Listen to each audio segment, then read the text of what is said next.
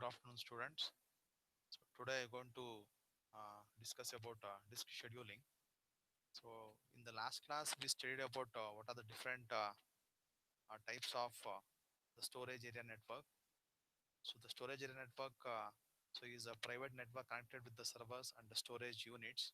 The power of storage area network lies in the flexibility of the storage area network. Okay, so that we discussed in the last class. In that we discussed some five different points. Multiple host and multiple storage array can be attached to the same storage area network. Second point is storage can be dynamically allocated to host systems. A scan.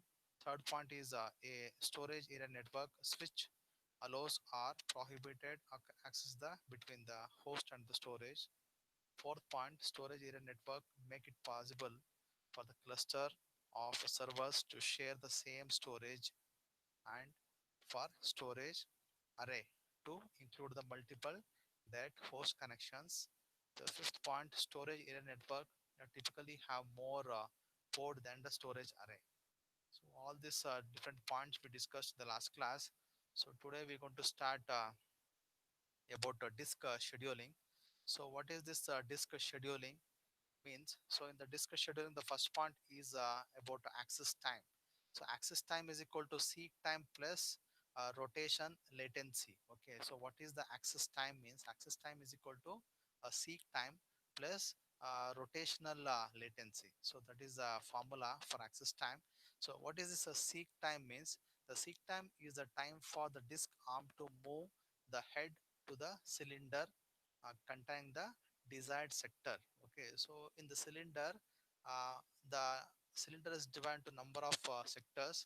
So the time which is taken for moving a disk arm to the head to the cylinder rotating in the desired sector. Okay, so the cylinder which contains the desired sector from where we need to read the data to that position to that sector, the time which is taken to move our disk arm, it is called as the seat time. Next is called as a rotation latency. The rotation latency is the additional time for the disk to rotate the desired sector to the disk head to the desired sector to move the desired sector to the disk head. So how much of additional time is taken? So that is called as the rotational latency. Okay, so if seek time plus rotation latency, the time to access the particular sector, so which is there inside the cylinder, okay, using our disk arm, it is called as seek time, and rotation latency, so plus rotation latency, so it is called as the access time. Okay, so that is the formula for access time.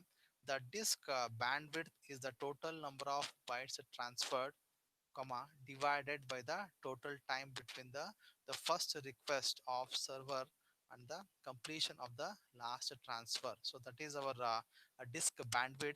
So next point is we can improve the both access time and the bandwidth by managing the order in which the disk IO requests are served. Means what? So by managing the disk request. Okay, so by managing the order in which the disk IO operation requests are serviced. Okay, so what we can do, we can always have a scope for improvisation. Okay, so that is the one of the main point. So next point is whenever a process needs a IO to or from the disk, it issues a system call to the operating system. So whenever we want to perform the IO operation, so from the disk, so that is a reading operation or writing operation. So there's a system call which is issued by the operating system. The request specifies the several piece of information. Okay, it specifies the several piece of information. So what are the informations? The first is called as whether this operation is input or output. The second one is called as what the disk address for the transfer is. The third point is what the memory address for the transfer is. The fourth point is what the number of sectors to be transferred is. Okay, so that is our fourth point. If the desired disk drive and controller are available, the request can be serviced immediately. Okay, so means what? If the desired disk drive and controllers are available. Okay, so if it is available, okay, directly, if it is available, okay, so which is requested disk drive, then easily we can service it. Okay, so immediately we can service it. If the drive or controller is busy, and a new request for the service will be placed in the queue of a pending request for that particular drive. Okay, if the drive or controller is busy, automatically, so we can place that kind of a request, that kind of a service in the queue. So that is called as a pending request queue. So next point is, for the multi-programming system with many process, the disk queue may often have several pending requests. Okay, so in the multi-programming system, always the disk will have several pending requests will be there. Next point is, thus, when one request is completed, the operating system chooses which pending request is service next. Okay, so that is the job of the operating system. So after successful execution of the one request, so it will select the next pending request. Any one of the several disk scheduling algorithm can be used. Okay, so for that, so we can use different scheduling algorithms.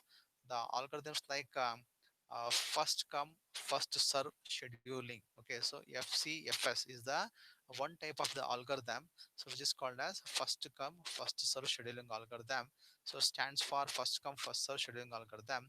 The requests are serviced in the same order as they are received. Okay, so the requests are serviced in the same order as they are received. Okay, so in this example, so there is a queue which contains the request of string, request string like 98 comma 183 comma 37 comma 122 comma 14 comma 124 comma 65 comma 67.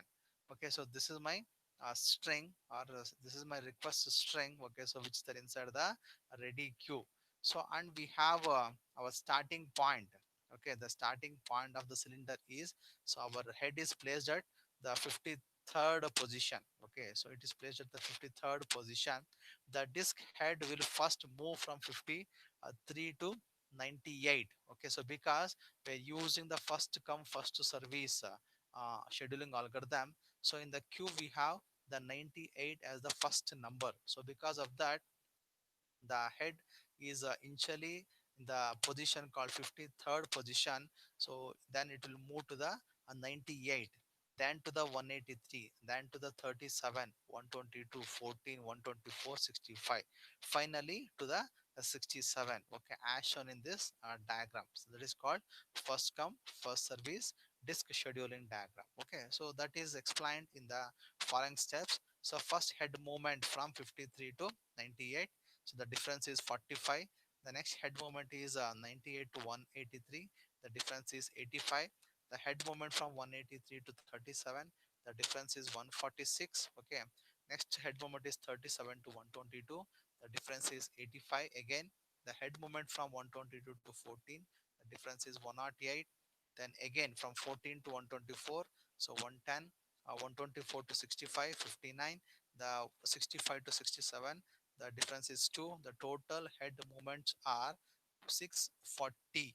640 head movements are required to give a service to the string, to the string which is there inside the ready queue. Okay, so that is using the first come first serve scheduling algorithm.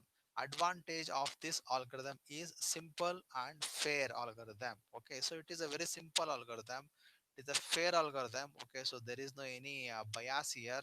So whichever the string, okay, so which is there in the ready queue first, okay, so that is serviced first. Okay, that is a very very simple logic we are following in this algorithm. Okay, the disadvantage is generally this algorithm does not provide the fastest service. Okay, that is a main disadvantage, main drawback of this algorithm. Okay, generally this algorithm does not provide the fastest service. Okay, so after that we go for the second algorithm, that is called SSTF scheduling algorithm.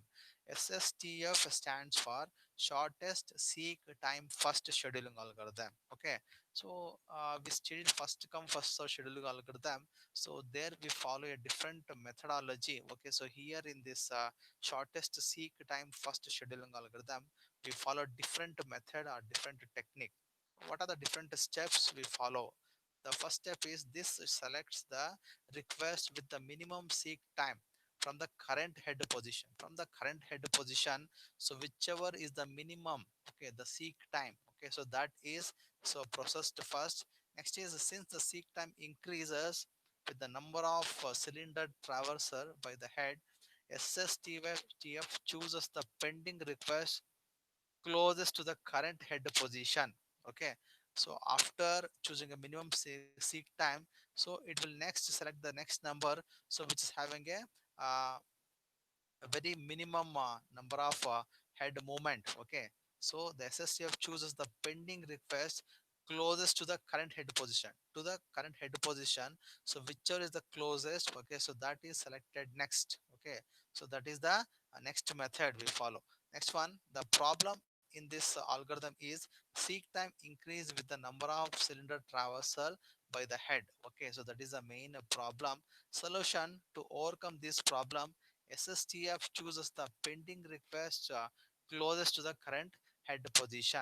Okay, so that is the technique followed in the SSTF. For example, so we have a queue which contains 98, 183, 37. Then after that 122, then 14, 124, 65, and 67. So this is the given string, and the current head position is at number 53. Then after that, okay, so how to use this algorithm, he is explaining like this. Okay, the closest request to the initial head position 53 is cylinder 65. Okay, so the closest, okay, the closest to the 53 65. Once we are at the cylinder 65, the next closest request to the cylinder 65 is 67. Okay, so then we from 65 to 67 we move. So from there, the request at the cylinder 37 is the closest to the closest. Then 98, so 37 is serves the next. Then continue, we service the request cylinder 14, then 98, then 122, 124, and finally 183 is it is shown in this diagram. Okay, so now, so we have these steps. As I said, head movement from 53, which is the initial position, to the 65 is 12.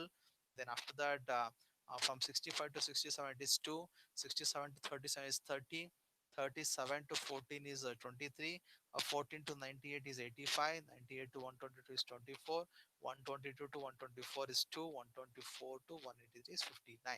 The total head movement we'll see. So in this, SSTF is only 236 head movements. Okay, so by using this SSTF, so we have very less number of head movements compared to our first come first serve, that is 236 head movements. Advantage of this SSTF is the substantial improvement over first come first serve. It is not optimal. Okay, it is not the optimal scheduling this one scheduling algorithm. Okay, disk scheduling algorithm. Disadvantage is essentially SSTF is a form of a shortest job first, and it may cause starvation for some request. Okay, that is a main disadvantage. Okay, so where, so for some request it may cause some starvation. That is a disadvantage. Okay, if you go for next one, so it's called as scan, SCAN scheduling. The SCN algorithm is sometime called the elevator algorithm. It is also called elevator algorithm since the disk arm behaves just like an elevator in the building. Okay, the disk arm behaves just like an elevator in the building. Okay, here is how it works. The disk arm starts at one end of the disk. Okay, the disk arm starts from the one end of the disk, then the disk arm move towards the other end. It moves to the other end, servicing the request as it reaches each cylinder. Oh, that is second point. Third point, at the other end, the direction of the head movement is and service continues. The head continuously scans back and forth across the disk. For example, if I take the same string, okay, so as I taken for our previous examples, so on this diagram shows SCN disk scheduling. Before apply SCN scheduling algorithm, so disk scheduling algorithm, we have to know the current uh, direction of the head movement. Okay, so the current direction also we should be clearly uh, known. Okay, so it should be clearly known. Next is assume that the disk arm is moving towards the zero. Okay, so there's two directions here. So one is towards zero, one is towards 199. Okay, so in this example, suppose the disk arm movement is towards zero, then the head will service 37 and then 14. From 53 to 37 it will service, then go to the 14, the request 65, 67, 98, 122, 124, and 183. It is as shown in this diagram. Okay, the head movement from 53 to 37 is 16, then 37 to 14 is 23, 14 to 0 is 14. Okay, so we should visit 0 also, because so it is the technique of our scan. Okay, so until it reaches the 0, so it will be keep on moving. Okay, then after that, so from 0 to 65, 65, 65 to 67 is 0 or 2, 67 to 98 is 31, 98 to 122 is 24, 122 to 124 is 2, 124 to 183 is 59. Total head movements are 236. Disadvantage of this scan disk scheduling is if the request arrives just in from the head, it will service immediately. On the other hand, if the request arrives just behind the head, it will have to wait until the arm reaches the other end and reserve other end and reverse the direction. So as I said, so if it is moving towards zero, okay, it will go till up to the zero, and after that only it come back again. Okay, that is the main disadvantage of this scan. So we have one more one more scheduling. Okay, the disk scheduling, that is called as C-scan scheduling. That is called circular scan scheduling. Is the variation of a scan designed to provide a more uniform wait time. Like scan, C-scan move the head from one end of the disk to other end, servicing the request along its way. When the head reaches the other end, however, it immediately returns to the beginning of the disk, so without servicing any of the requests on the return trip. Okay, so as shown in this diagram, okay, so after reaching 199, so suddenly it is coming back again to the zero. Okay, so without servicing any of the requests. The circular scan scheduling algorithm essentially treats the cylinder as the a circle list that wrap around from the final cylinder to the first one. Okay, so next point is before applying the C-scan algorithm, we need to know the current direction of the head movement. So here also we should know the current direction of the head movement. Assume that disk arm is moving towards the 199. Okay, so in this example we're assuming disk arm is moving towards 199. The head will service 65, so then 67, 98, 122, 124, 183, then 199, and the arm will reverse the movement towards the zero. So while moving towards the zero, it will not service any of the numbers, any of the strings. But after reaching to the zero, it will reverse again and serve for 14 and 37. Okay, so as shown in this example. Okay, example diagram, and total head movements are 382. Okay, so in this example, so last one is called as next one is called as look scheduling. The scan algorithm move the disk arm across the full width of the disk. In practice, the scan algorithm is not implemented in this way. The arm goes only as far as the final request of each direction. Then the arm reverse without going all the way to the end of the disk. This version of scan is called as look scheduling because they look for the request before continuing move to the given direction. For example, okay, so this is the example of the look scheduling, so which is a previous example. So in this example, as we know that assume the disk arm is moving towards the 99, 199. Okay, it will reach to the 199. Okay, so by attending 65, 67, 98, 122, 124, 83 and all, then the arm will reverse and move towards the 14. Okay, it will go to the 0, it will go to reverse and go to the 14, then it will service 37. So as shown in this diagram. Okay, so that is explained. Okay, so in this example, and totally we get number of head movements are 322. Okay, so which is example for the look scheduling. Then after that, so the disk management, the operations system responsible for several other aspects of the disk management. The first one is called disk initialization, booting from the disk, and a bad block recovery. The disk formatting, usually a new hard disk is blank slate. It is a pattern of magnetic recording material. Before the disk can be stored data, it must be divided into number of sectors that the disk control can read and write. This process is called as low level formatting or physical formatting. Low level formatting file the disk with the special data structure for each sector. The data structure of the sector typically consists of the head, the data area, and a trailer. This head and trailer contains the information so used by disk controller, such as the sector number, the error correction code, etc. So before the disk can store their data, the operating system still need recover its own data structure on the disk. It does so in two steps. The first step is partition the disk into the one or more group of cylinders. The partition disk into one or more group of cylinders. The operating system can treat each pattern as a separate disk. For example, one partition can hold the copy of the operating system, so the executable code. The other partition can hold user files. Okay, so like this, we can partition the given disk. The logical formatting or creation of the file. So the operating system stores the initial file system data structure onto the disk. This data structure may include a map of the free and allocated space and initial empty direction. To increase the efficiency, most file system group block together into large chunks of frequent called as clusters. Disk IO is done via the blocks. A file system IO is done via the clusters.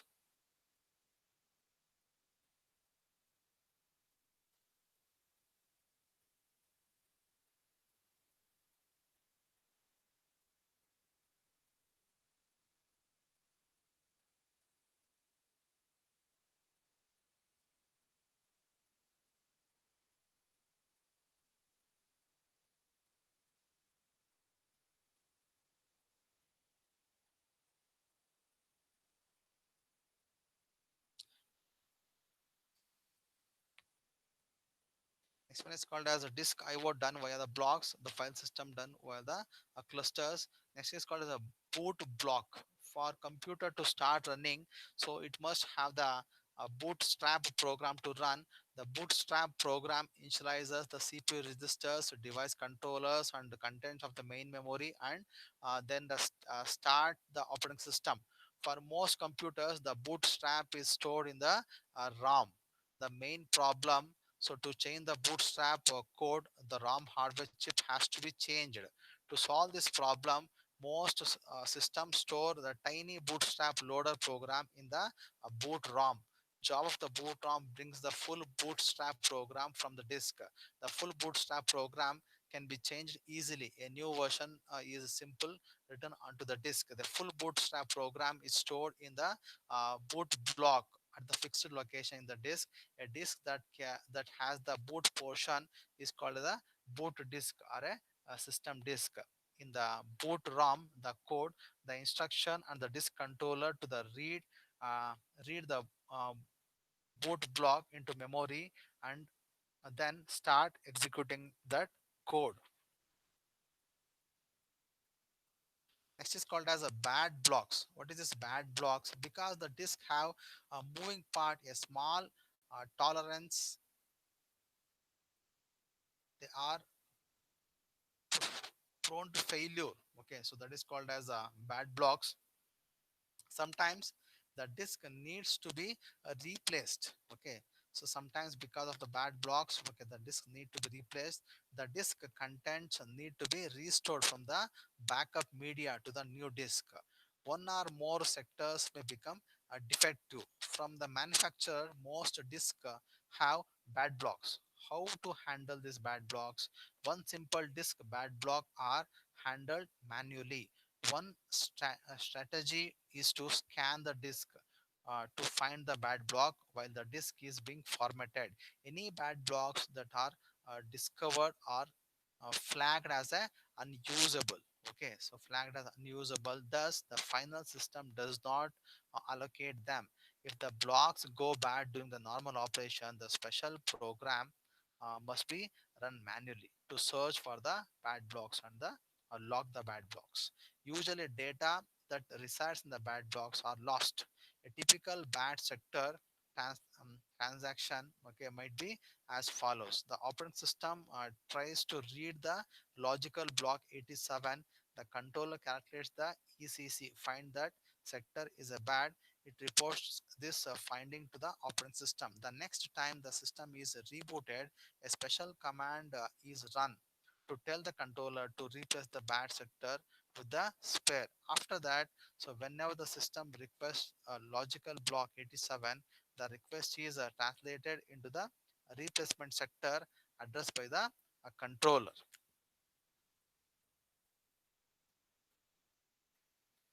Next is called as a swap space management. Swap space management is the low level task of the operating system. Virtual memory uses the disk space as a extension of the main memory.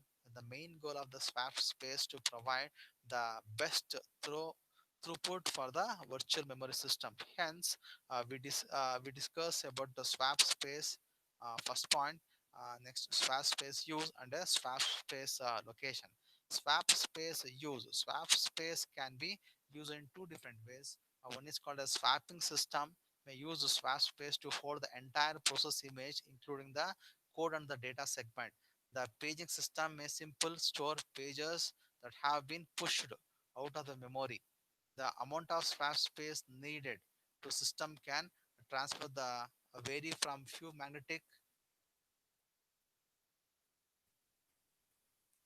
megabytes of disk space to gigabytes depending upon the amount of physical memory, amount of virtual memory, so the way in which the virtual memory is used. Swap space location. Swap space can reside in one of the two places. The swap space can reside in one of the two places. The swap space can be larger file within the file system. Here, normal file system routine can be used to create it, name it, and locate its space. Advantage is this approach is easy to implement. Disadvantage, this approach is inefficient. This is because navigating the directory structure and the disk structures takes time and extra disk access. External fragmentation can greatly increase the swapping time by forcing the multiple seek during the reading and writing of the process image. The swap space can be in a separate raw partition. Okay, so the swap space can be in a separate raw partition. No file system or directory structure is placed in the swap space. Rather, the separate swap space storage manager is used to allocate the deallocate the blocks of the raw portion. This manager uses the algorithm optimized for speed rather than the storage efficiency, because the swap space is accessed much more frequently than the file system. So that is our swap space location.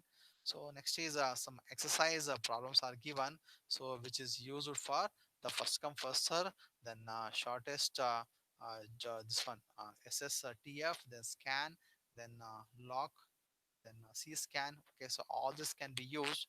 Okay, and so we can find out the number of the this one total seek time, so which is required. Okay, the total seek time is calculated here. So these are the my exercise problems, so you can practice. So as I explained in the previous example, So we have the continuation of our module 5. So this continuation of the module 5. Okay, so we will take up in the next class. So thank you students, thank you for listening.